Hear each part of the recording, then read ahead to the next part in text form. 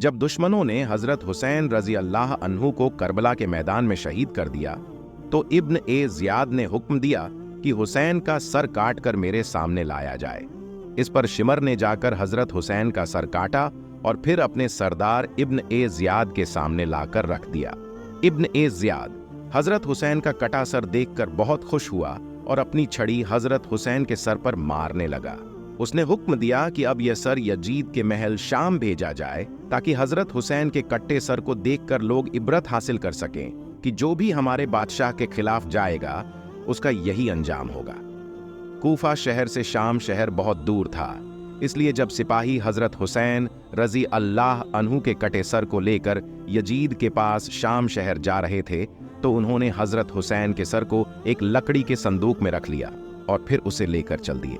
रास्ते में जहां कहीं भी सिपाहियों का लश्कर पड़ाव डालता और खाने पीने के लिए कुछ देर ठहरता तो यह सिपाही हजरत हुसैन का सर उस लकड़ी के संदूक से निकालकर तलवार की नोक पर लगाकर रख देते ताकि उसमें हवा लगती रहे और वह खराब ना हो।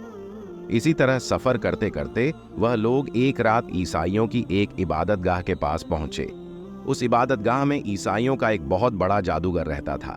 ये सारे सिपाही हजरत हुसैन का सर लेकर उस जादूगर के पास पहुंचे और कहने लगे कि हम मुसाफिर हैं, इसलिए आपकी इबादतगाह में रात गुजारना चाहते हैं, आप हमें इजाजत दे दें। जादूगर ने इजाजत दे दी। उन सिपाहियों ने वह लकड़ी का संदूक एक कमरे में रख दिया और लेट कर सो गए।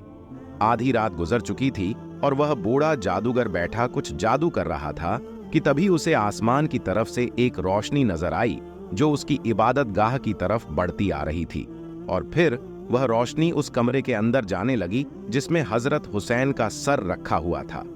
यह देखकर वह जादूगर बहुत हैरान हुआ और समझ गया कि इस लकड़ी के संदूक में जरूर कोई ऐसी चीज है जो ये सिपाही मुझसे छुपा रहे हैं।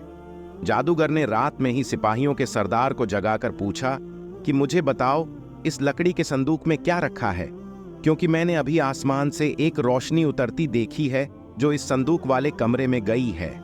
तुम मुझे सच सच बताओ कि आखिर इस संदूक की हकीकत क्या है।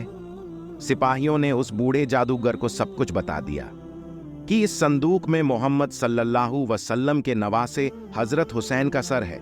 हमने अपने सरदार इब्न ए जियाद के हुक्म पर हुसैन का सर काटा और उसे इस संदूक में रखकर यजीद बादशाह के पास ले जा रहे हैं।